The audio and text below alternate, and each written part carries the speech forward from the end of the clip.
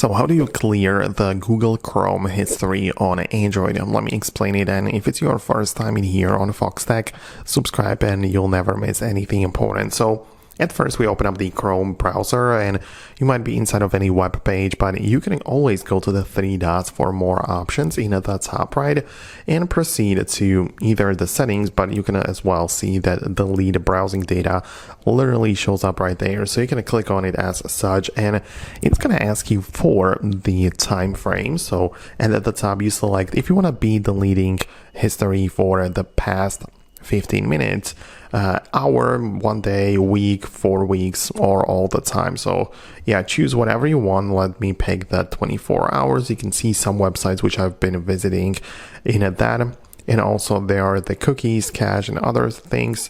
So you can basically select if you also close tabs and stored passwords and site settings, right? So you can do it like this, click on the deleted data and everything is going to be removed. So that's pretty simple and easy, right? And that's just how it works.